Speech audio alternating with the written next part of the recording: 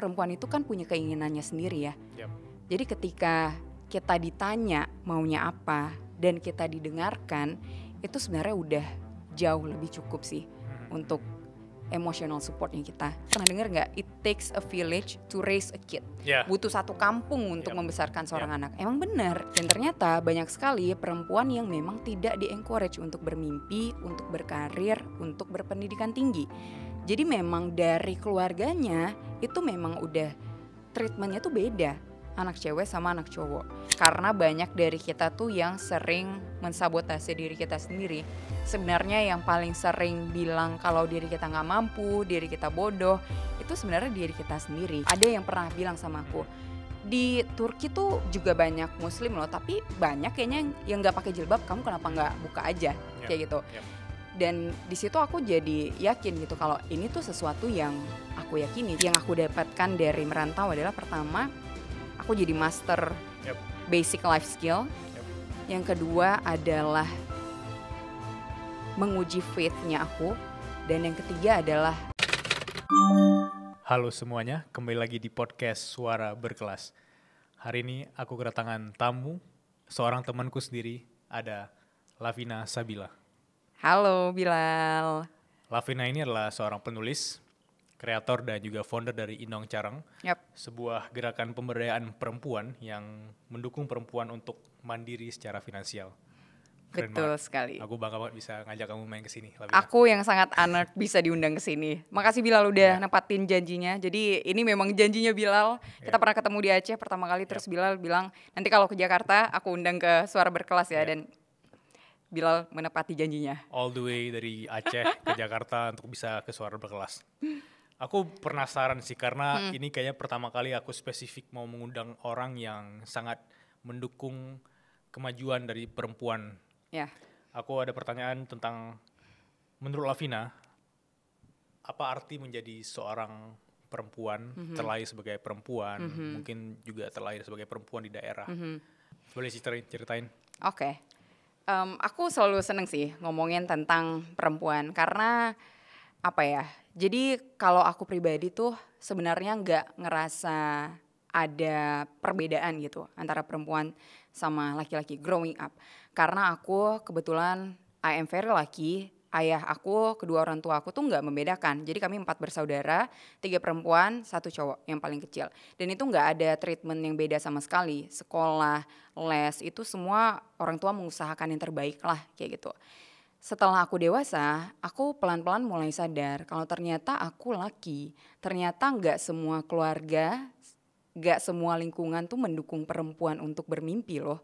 Jadi aku baru aja kebetulan minggu lalu bantuin dosen dari UK riset di Aceh seputar gender. Jadi kita interview banyak orang, kita dengerin cerita mereka untuk kita paham gimana sih pengalaman mereka itu membentuk persepsi mereka tentang kesetaraan gender gitu. Dan ternyata banyak sekali perempuan yang memang tidak di-encourage untuk bermimpi, untuk berkarir, untuk berpendidikan tinggi. Jadi memang dari keluarganya itu memang udah treatmentnya tuh beda, anak cewek sama anak cowok. Di sekolahnya pun seperti itu gitu. Kalau anak yang ada nih, ini cerita real gitu. Di satu sekolah ini yang anak perempuannya itu nggak boleh sama sekali untuk ikut lomba. Kalau yang cowok boleh. Yang perempuan itu nggak boleh keluar sekolah. Jadi sekolahnya asrama, nggak boleh keluar sekolah tanpa ada mahramnya gitu. Tapi yang cowok boleh. Jadi banyak sekali perbedaannya dan ada juga orang lain lagi yang bercerita kalau dia itu setelah lulus sekolah mereka nggak di-encourage untuk lanjut kuliah. Jadi setelah sekolah mereka itu di-encourage untuk masuk dayah. Dayah itu kayak sekolah, bukan sekolah sih, informal school untuk belajar agama gitu. Ya ujung-ujungnya kalau masuk dayah ya nggak mungkin bekerja kan. Ujung-ujungnya ya jadi ibu gitu. Jadi stigma untuk perempuan tuh ternyata masih kuat sekali kalau perempuan itu ya sekolah sampai SMA aja, nggak usah lanjut kuliah, terus ya udah jadi ibu rumah tangga kayak gitu. Dan itu yang membuat aku sedih sih sebenarnya. Makanya aku sekarang punya sebuah organisasi kan, namanya Inong Carong. Inong Carong itu bahasa Aceh yang artinya Inong itu perempuan, Carong itu artinya pintar, perempuan pintar. Kenapa aku bikin Inong Carong ini? Karena di Aceh tuh sebenarnya Aceh tuh sedihnya Aceh tuh provinsi termiskin di Sumatera loh, nomor 1. Dan kalau kita ngeliat datanya, perempuan Aceh itu banyak yang di usia produktif, lebih banyak dibandingkan laki-laki. Tapi mereka enggak benar-benar produktif. Dalam artian mereka enggak berpartisipasi dalam ekonomi gitu. Jadi ada banyak banget nih perempuan Aceh di usia produktif, tapi mereka enggak produktif. Makanya aku mau bikin Inong Carong ini jadi support system untuk para perempuan. Enggak cuman support system, aku juga mau nyediain skill training lah, karena kita nggak bisa cuman kasih emotional support aja gitu. You can do it, tapi apa yang bisa dilakukan? Makanya kita kasih pelatihan biar perempuan-perempuan ini bisa berdaya secara finansial. Dari sisi Lavina sendiri, ketika memulai ini atau punya mimpi sejak kecil, struggle terbesarnya apa? Dan gimana cara melawannya gitu?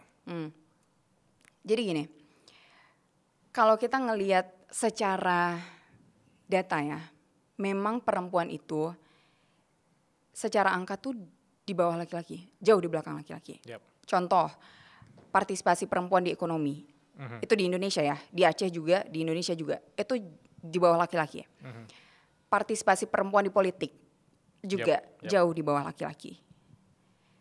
Masalahnya, kadang tuh orang mikirnya gini, kenapa sih emang apa yang salah gitu dengan perempuan? Kenapa enggak ya pede aja gitu untuk berpartisipasi, untuk daftar kerja atau politik apapun itu gitu kan. Orang kayak mikir kenapa sih kayaknya perempuan tuh banyak excuse-nya gitu. Kenapa enggak ya pede aja gitu kan, sama aja perempuan dan laki-laki. Yang orang-orang enggak sadar adalah banyak perempuan yang dari dulu sudah didoktrin untuk tidak bermimpi. Jadi gimana caranya sekarang kita bisa bilang ke dia, boleh loh perempuan itu kita punya jabatan yang tinggi, kita boleh bekerja, kita boleh sekolah yang tinggi. Kalau dari dia, dari keluarganya aja gak mengencourage itu. Kalau di sekolahnya dia bertahun-tahun didoktrin perempuan tuh jadi ibu aja, udah gitu. Jadi challenge terbesarnya sebenarnya bukan hanya di diri perempuannya aja, tapi di society-nya. Kalau perempuannya yakin dia bisa berubah, dia bisa jadi perempuan yang berdaya, orang di sekitarnya nggak percaya itu susah. Jadi masalah perempuan itu bukan cuman di dirinya aja. Jadi kalau kita bicara tentang kesetaraan gender, itu tuh bukan tugasnya perempuan aja yang menyuarakan itu gitu. Laki-laki tuh juga harus ambil peran gitu. Karena kalau enggak ya nggak bakalan kemana-mana. Nah pertanyaannya, gimana caranya laki-laki bisa support perempuan? Aku tuh bisa bilang aku sangat lucky karena suami aku sangat support aku kan. Aku selalu bilang dimanapun dia semua orang kayaknya tahu lah suami aku sangat sayang sama dia juga sangat sayang sama aku, dan aku sampai sekarang bisa thriving, udah berkeluarga, udah nikah, udah punya anak gitu. Tentu karena supportnya dia kan. Gimana caranya laki-laki tuh bisa support perempuan? Sesimpel bertanya dan mendengarkan. Sesimpel itu. Jangan berasumsi. Jadi ya tanyain aja, kamu tuh maunya apa sih? Kamu tuh punya mimpi apa? Dan dengarkan. Sebenarnya support tuh sesimpel itu. Karena banyak yang berasumsi, kayak dia cocoknya ini deh, kayak dia bagusnya ini deh. Padahal perempuan itu kan punya keinginannya sendiri ya. Jadi ketika kita ditanya maunya apa dan kita didengarkan, itu sebenarnya udah jauh lebih cukup sih untuk emotional supportnya kita. Mungkin ini bercandaan dikit ya, kayak kalau ditanya jawaban terserah gimana tuh? Nah menarik, perempuan juga harus bisa menjelaskan apa yang dia mau. Kalau kayak gitu kan jadinya susah juga ya kalau misalnya dijawab terserah. Jadi ya kita sebagai perempuan juga harus bisa mengkomunikasikan apa yang kita mau. Jadi kita juga harus kenal sama diri kita gitu. Jadi ketika orang nanya kita maunya apa, kita bisa jawab itu gitu. Dari sisi makna hidup, aku ngerasa bahwa Lavina ini juga sebaya sama aku, tapi menurut aku sudah wise dari sisi perempuannya gitu. Ada nggak makna hidup yang berubah seiring waktu gitu? Dari sisi dulu pernah berangkat dari daerah, terus sempat studi ke luar negeri juga, sempat kerja di salah satu company Big Four di Jakarta juga, dan sekarang jadi founder dari Noncarang dan punya anak. Ada fase-fase pasti transisi yang sangat-sangat dinamis ya, dan unpredictable pastinya. Makna hidup yang bisa Lavina ceritain ke kita. Yang pengen aku ceritain adalah kenapa aku memutuskan untuk merantau. Aku tuh merantau pernah ke Lithuania, Eropa Timur, Ya. Malaysia, dan Jakarta. Dan itu tinggal, bukan hanya liburan kayak gitu. Aku tuh meyakini kalau gak ada orang lain yang bisa diandalkan selain diri sendiri. Orang lain tuh bisa pergi kapan aja, siapapun itu. Pada akhirnya kita cuma bisa bergantung sama diri kita sendiri. Jadi merantau itu tuh menurut aku pelajaran yang sangat berharga sih. Kenapa? Pertama, merantau tuh bikin kita jadi menguasai basic life skill. Jadi menurut aku merantau ini gak cuman untuk perempuan aja ya, laki-laki perempuan juga. Aku akan sangat menyarankan untuk merantau. Aku punya anak, aku punya adik, aku akan menyarankan mereka untuk merantau. Kalaupun sekarang aku belum nikah nih, aku akan prefer cowok yang pernah merantau. Oh, nice. Ya, kenapa? Pertama, basic life skill. Kalau orang merantau, setidaknya dia tahulah buat masak nasi, masak mie. Dia tahu kamar tuh harus disapu, dia tahu baju tuh harus dibawa ke laundry, atau kalau misalnya air habis di kamar, dia tahu gimana caranya membawa air itu buat ke kamar. Karena ada loh orang yang nggak tahu. Ini kalau air di dispenser habis tuh prosesnya gimana ya? Karena selama ini di rumah ya air itu selalu ada kayak gitu. Jadi dia nggak pernah tahu kalau air habis tuh hubungin siapa, belinya di mana, pasang ke dispensernya gimana. Itu ada loh orang yang nggak tahu. Selama ini kan mungkin ya orang tuanya gitu kan yang provide semuanya gitu. Jadi minuman, makanan selalu ada di rumah, baju kita taruh di tempat pakaian kotor terus tiba-tiba udah balik ke lemari lagi. Kita nggak tahu tuh prosesnya tuh gimana gitu kan sampai bisa balik ke lemari. Terus mungkin kamar selalu bersih, rumah selalu bersih. Jadi aku nggak mau ekspektasi itu dilimpahkan ke aku. Kalau aku ketemu cowok yang dia nggak pernah merantau. Dia selama ini di rumah semuanya provide mungkin sama orang tuanya atau dia punya mbak mungkin. Ketika nikah dia melimpahkan semua ekspektasi itu ke aku. Jadi aku yang harus mengurus semuanya. Padahal kan berumah tangga tuh nggak seperti itu. Idealnya aku nggak pengen seperti itu. Aku yang ngurusin dia kayak gitu. Rumah tangga tuh kan hidup berdua gitu. Jadi yang pertama tuh paling penting adalah kita punya basic life skill. Kalau merantau tuh kita dipaksa untuk bisa punya basic life skill ini gitu. Yang kedua adalah merantau itu menguji faith dan value-nya kita. Jadi gini, aku lahir besar di Aceh. Selalu jadi mayoritas kan, selalu jadi mayoritas. Aku adalah Muslim dan orang Aceh asli gitu.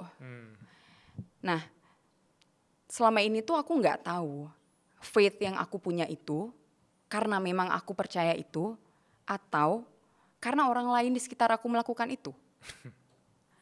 Dan itu contohnya pakai jilbab. Dari dulu kan pakai jilbab, dari SD udah pakai jilbab gitu. Karena di Aceh syariat Islam Muslim harus pakai jilbab.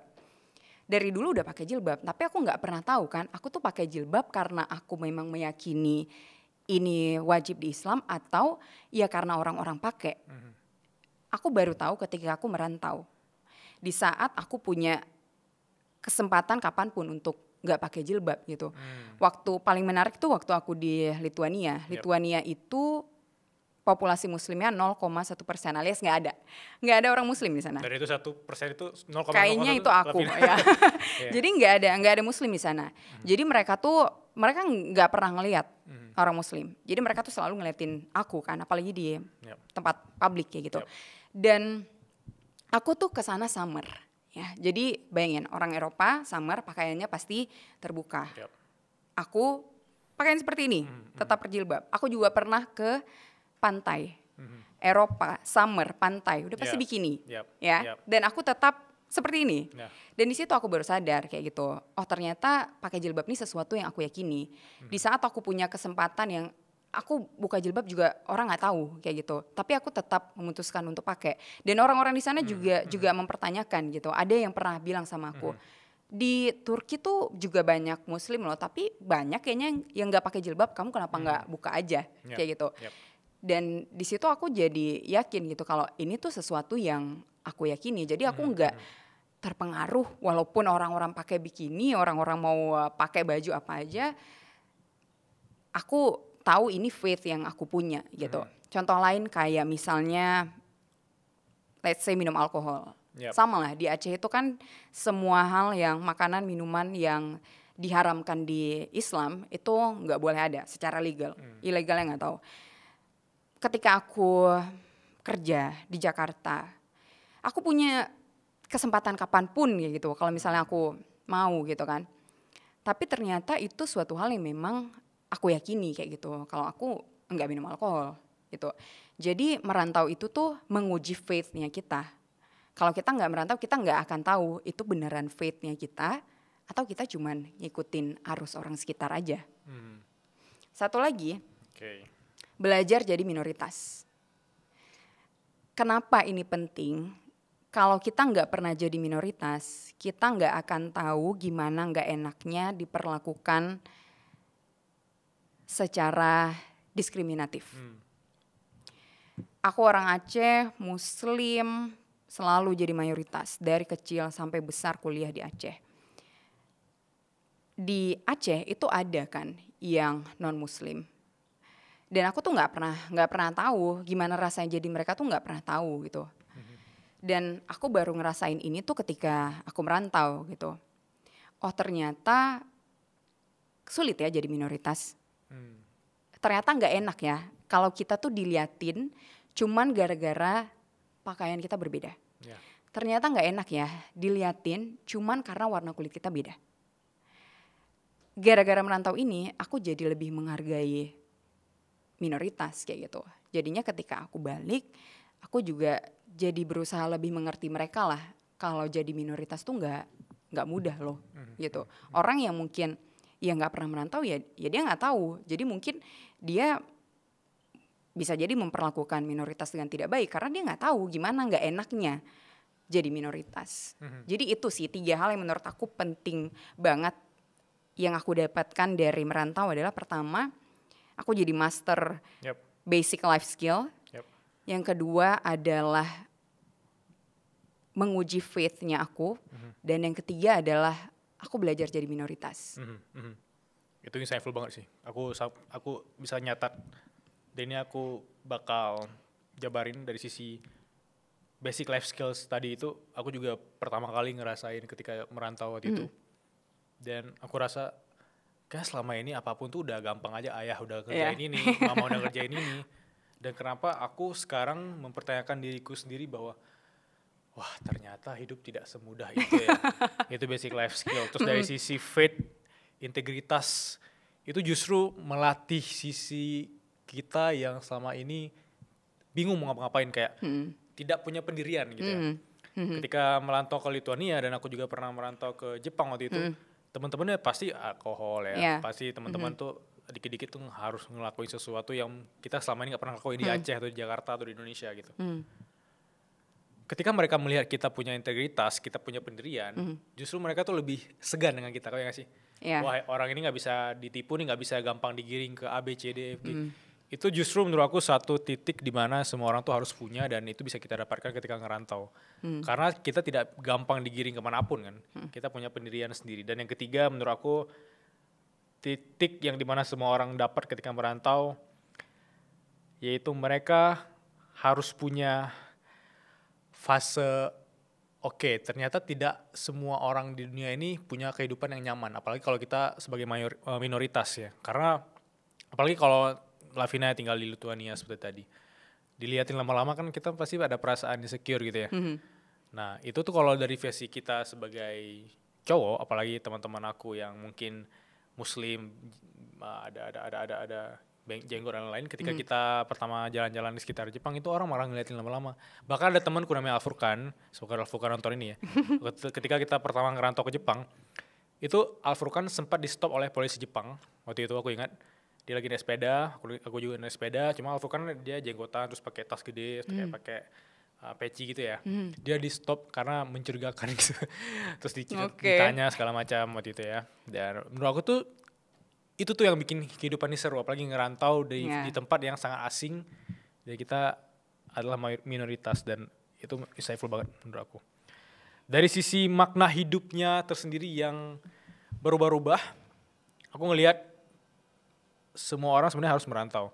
Nah, kalau dari Lavina sendiri, apa nih yang mungkin 10 tahun lalu Lavina melihat, wah ini hidup nih. Ternyata 10 tahun kemudian it's totally change. Apa? Dari sisi kehidupan. Mungkin dulu mindset aku gini, ternyata setelah aku nikah, setelah aku ngerantau, aku dapat mindset bahwa oh ternyata hidup itu seperti ini ya. Ada nggak? Aku tuh dulu mikir kalau aku kayaknya bakalan lama deh di Jakarta. Aku lulus kuliah tuh langsung kerja di Jakarta kan. Perusahaan yang oke juga. Dan aku mikir kayaknya aku bakalan lama nih di sini. Karena sebenarnya nggak ada yang negatif dari tempat kerja aku itu. Teman-temannya oke, benefit oke, semuanya oke lah. Tapi pada akhirnya kenapa aku memutuskan untuk resign dan balik ke Aceh, sesimpel aku ngerasa bisa menemukan kebahagiaan yang lebih besar sih kalau aku dekat sama orang yang aku sayang. Sesimpel itu gitu. Jadi banyak yang ngira aku tuh resign karena nyerah gitu ya. Nyerah kayak nggak sanggup sama kerjaannya ataupun lingkungannya toksik. Enggak, aku sampai sekarang masih kalau ngeliat kantor tuh aku happy gitu. Aku pernah kerja di sini gitu karena pengalamannya menyenangkan gitu. Tapi sesimpel aku menyadari bahwa aku kayaknya bakal menemukan kebahagiaan yang lebih besar kalau aku dekat sama orang yang aku sayang gitu. Jadi kalau dulu kan mikirnya oke, karir itu nomor satu, uang itu nomor satu, kayak gitu. Kalau sekarang sih aku ternyata menemukan kebahagiaan di hal-hal lain sih. Dekat dengan keluarga, bisa ngebantu teman-teman di Inong Carong. Ternyata itu yang bikin aku ngerasa fulfilled dan konten sama hidup aku. Jadi kayaknya 10 tahun yang lalu gak kebayang sih aku kalau sekarang aku udah resign dari kerjaan yang bisa dibilang dream job lah, dream company gitu kan. Resign dari sana, tinggal sama keluarga di Aceh dan membangun sebuah organisasi untuk membantu sesama perempuan. Kayaknya 10 tahun lalu tuh aku nggak kepikiran deh untuk ngelakuin hal ini. Tapi ternyata aku menemukan kebahagiaan yang berbeda di situ. Apalagi sejak menikah, memutuskan tinggal di Aceh dengan keluarga. Apa bedanya Lavina yang mungkin versi dia mengejar karir atau versi Lavina yang mungkin balik ke Aceh tapi sebelum nikah, setelah sekarang jadi ibu bagi si anak yang lucu itu ya? Apa makna hidup yang didapatkan seorang Lavina gitu? Apa yang seru nih jadi seorang ibu gitu? Oke. Mungkin aku dari nikahnya dulu ya, karena orang juga banyak bilang kan ketika nikah tuh banyak yang berubah lah hidup kita kan. Kalau menurut aku ketika nikah tuh nggak banyak yang berubah dari hidup aku dan Daniel suami aku. Karena mungkin kita udah saling kenal juga kan, kita udah lumayan lama lah pacarannya, terus nikah. Nggak banyak yang berubah sih, selain malah aku ngerasa kayak honeymoon phase-nya tuh lama tuh sama suami aku. Karena happy aja gitu, kalau biasanya kita nongkrong pulangnya pisah rumah, ini rumahnya udah sama. Terus bisa liburan kesana kemari berdua, bebas lah kayak gitu. Jadi setelah nikah tuh aku nggak ngerasa ada adjustment yang gimana-gimana, hidup aku jadi berubah banget tuh sebenarnya enggak. Aku mulai merasa hidup aku berubah tuh setelah punya anak. Setelah punya anak itu 180 derajat itu berubah sekali sih. Nah, sebelum punya anak nih, hamil. Jadi aku memang setelah menikah itu memutuskan untuk enggak langsung punya anak. Dan suami aku menyetujui itu. Jadi Daniel tuh bilang punya anak itu adalah keputusan perempuan. Karena yang akan hamil, melahirkan, menyusui, mengurus anak hampir 100% itu adalah perempuan. Jadi kapan mau punya anak berapa, tergantung aku. Dia nggak sama sekali campur tangan ke keputusan itu gitu. Jadi aku bilang sama dia waktu nikah, aku kayaknya belum mau punya anak. Gitu. Terus di hampir 1 tahun kita menikah, aku mulai ngerasa oke, kayaknya aku udah siap deh untuk punya anak. Pada saat itu pertimbangannya adalah aku ngerasa hubungan kita udah mature sih. Kayak kita nggak pernah berantem hal-hal yang sepele, komunikasinya oke, dan secara finansial juga kita ngerasa kayaknya kita siap lah gitu untuk punya anak. Dan selama hamil juga nggak banyak yang berubah dari kita berdua, malah bondingnya tuh semakin kuat gitu, karena pregnancy was not easy aku pada saat itu.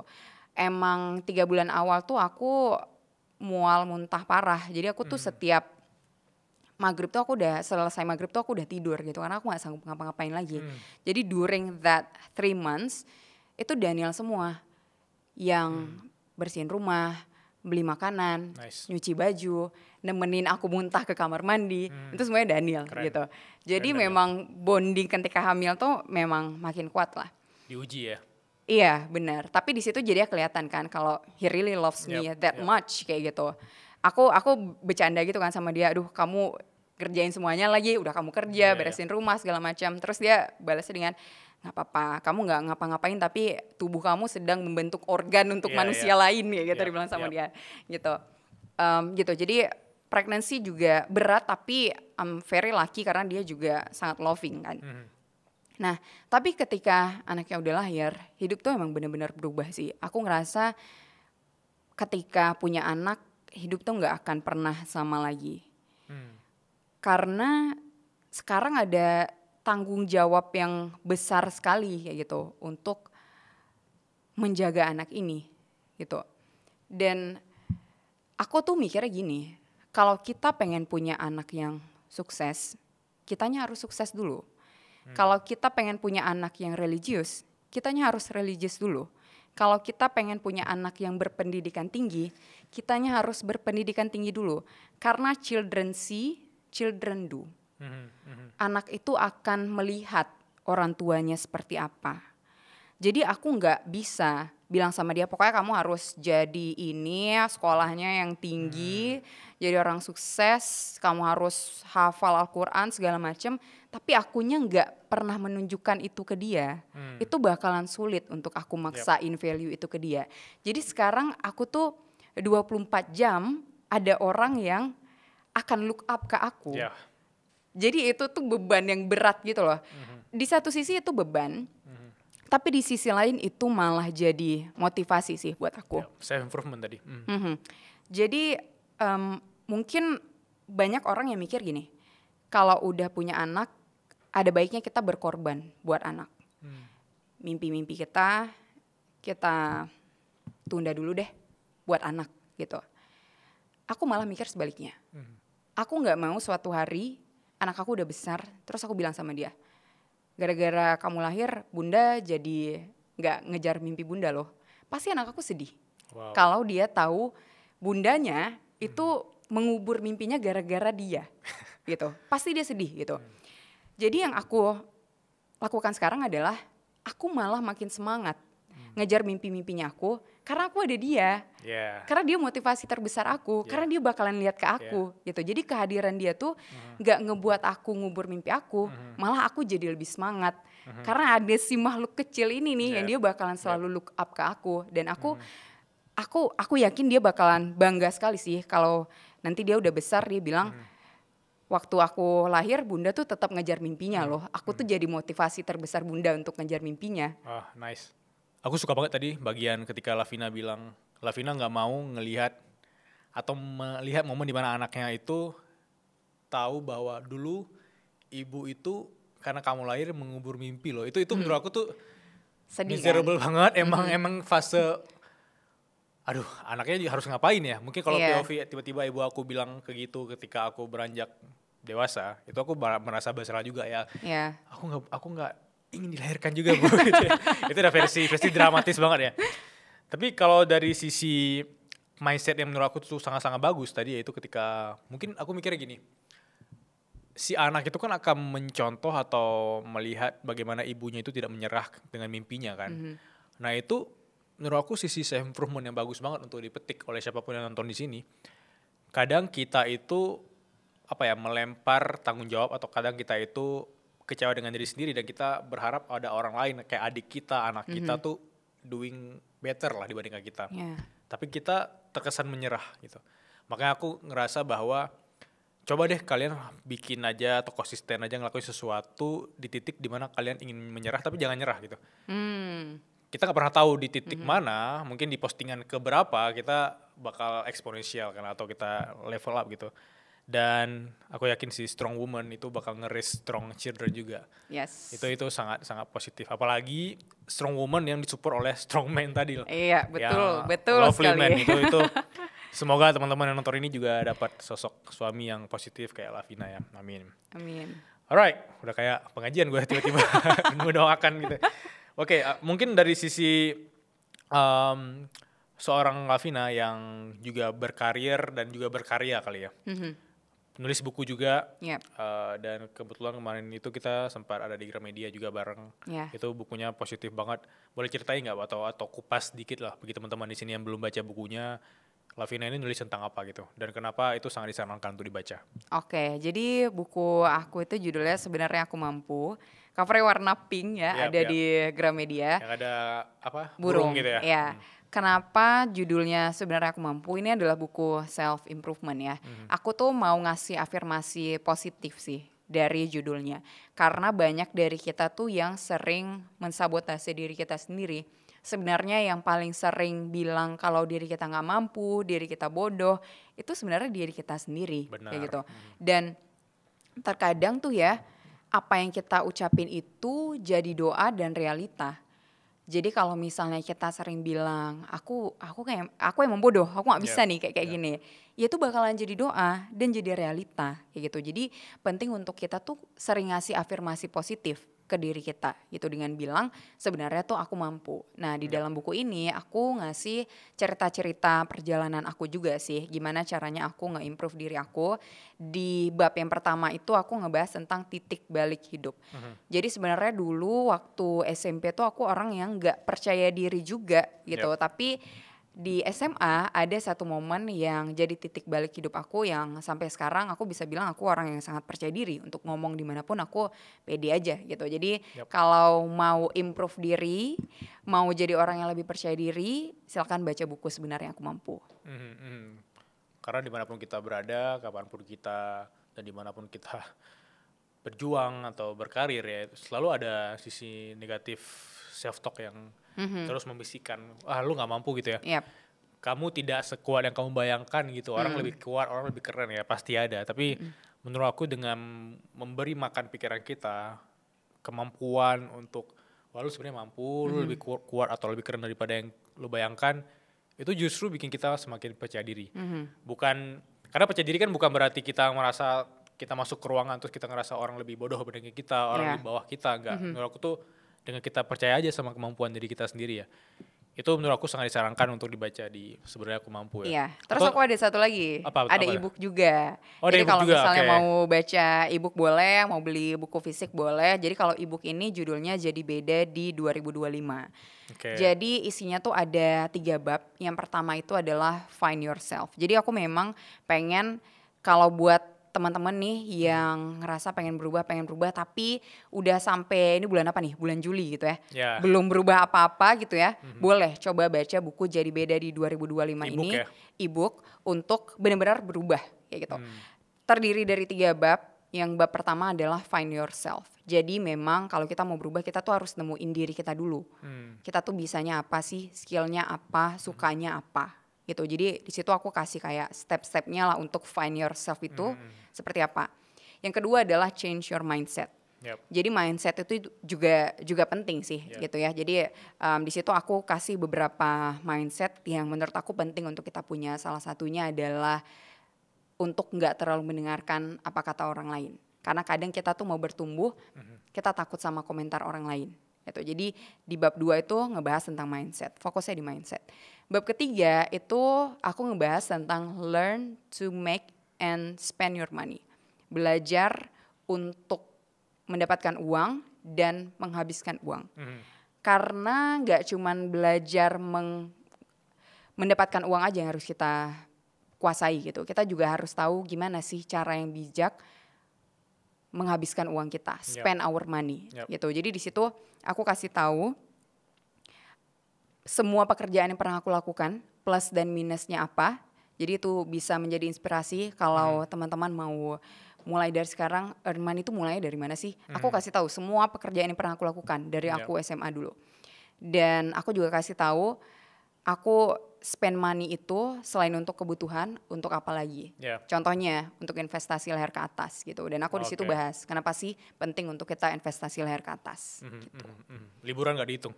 Liburan penting juga sih. Aku benar-benar. Sama suami juga suka. Sering.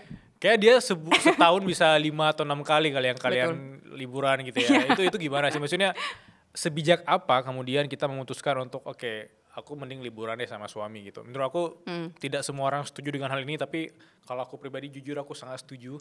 Karena walaupun aku merantau ke Jakarta, tapi aku emang budgeting untuk setahun bisa 3-5 kali pulang pergi Aceh itu dengan untuk bertemu keluarga itu sebenarnya kok memangkas juga kan biaya yang tinggi gitu ya. Nah, kenapa itu disarankan dari Via Vina?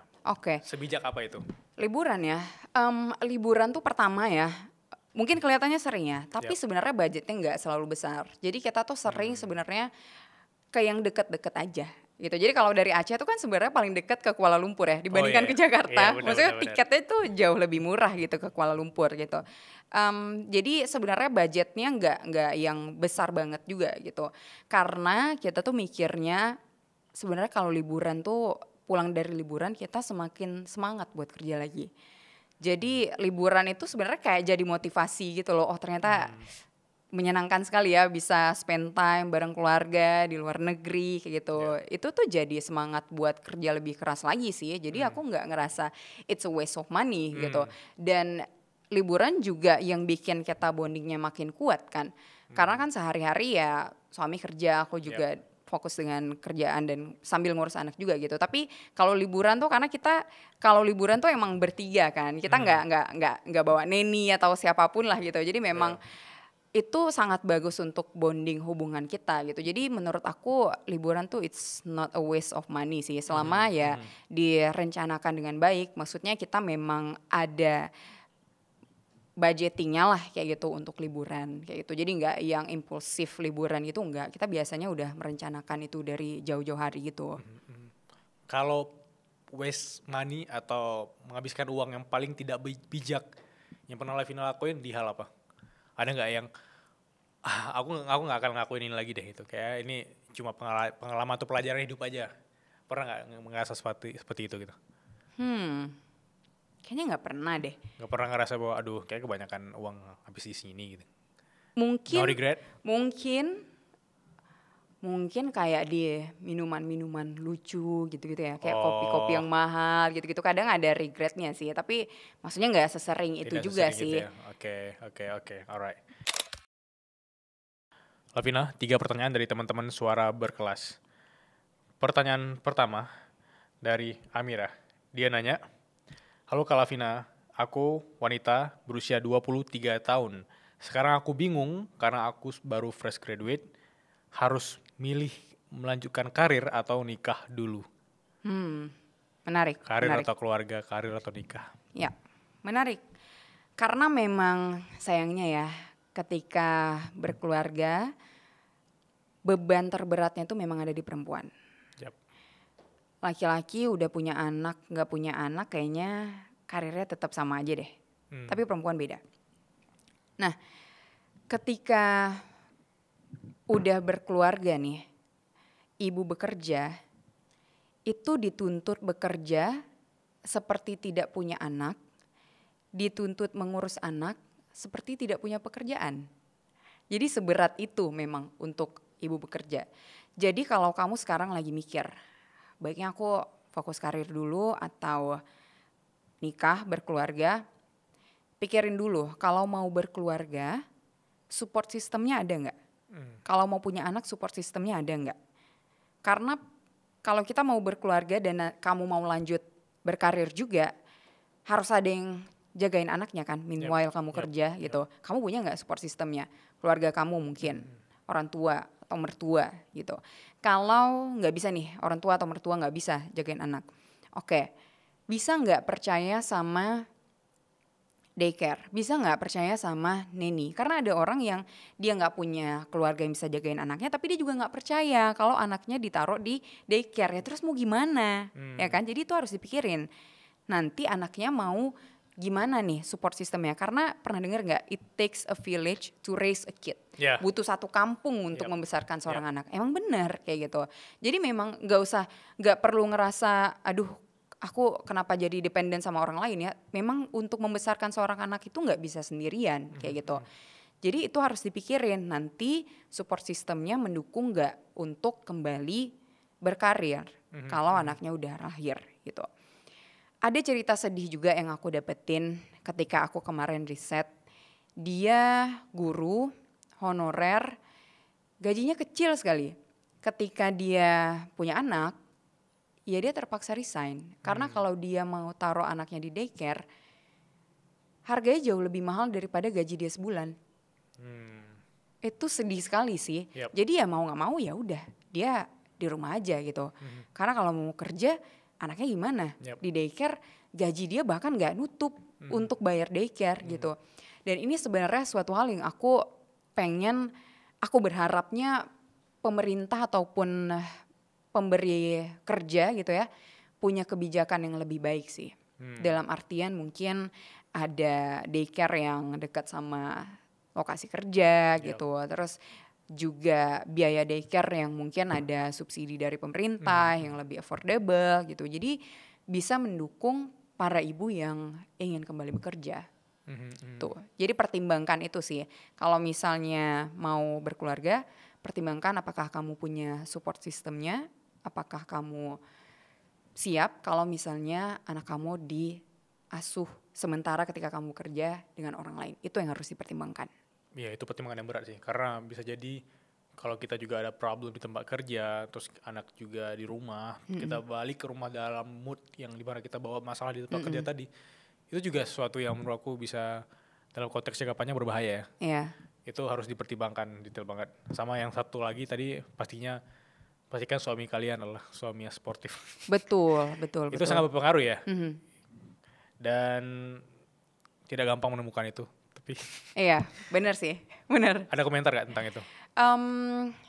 Harus dibicarain dari awal sih. Jadi sebelum memutuskan untuk menikah, bahasan kayak gini tuh harus ditanyain sebelum nikah. Jadi kayak yang tadi aku cerita, dia posisinya suaminya nggak suportif dan dia ya udah jadinya dia tuh kayak nggak punya pegangan gitu loh, suami nggak suportif, mau kerja nggak bisa, gaji nggak nutup untuk daycare. Jadi ya aku bisa bilang dia berat lah hidupnya gitu. Jadi sebelum nikah bicarain hal-hal ini kayak gitu. Kasih tahu kamu tuh kalau udah nikah pengennya seperti apa. Pendapat si suami tentang perempuan yang bekerja tuh seperti apa. Karena ini juga yang aku dapetin dari riset aku kemarin. Ternyata banyak laki-laki yang merasa mendapatkan respect yang lebih tinggi kalau istrinya tidak bekerja. Dia merasa dia lebih direspek lah kalau istrinya tidak bekerja. Jadi tanya ini tuh ke calon suami kamu tuh, tanyain menurut dia perempuan yang kerja tuh gimana. Kalau nanti udah punya anak bakalan gimana? Apakah masih boleh dia bekerja atau gimana? Atau suaminya punya ekspektasi istrinya jadi ibu rumah tangga full? Itu harus dibicarain. Dan kalau nggak ketemu, pikir lagi. Pikir lagi, karena nikah tuh, let's say kita nikah umur 25, 30, kita masih hidup sampai umur 60, masih 30 tahun lagi loh bareng orang ini. Gitu. Jadi harus pikirin benar-benar sih. Itu menurut aku sangat wise sih. Walaupun itu terkesan hard conversation di awal, tapi in the long game itu sangat-sangat berfaedah untuk dibicarain. Oke, kita masuk ke pertanyaan kedua. Ini menarik ini karena namanya Lia. Dia bilang, Kak, aku pembaca bukunya kakak. ada bagian yang aku suka banget yaitu solitude, yaitu ketika fase menyendiri. Gimana caranya untuk bisa berdamai saat lagi sendiri Kak? Karena aku ketika mau me time aja susah banget kayaknya.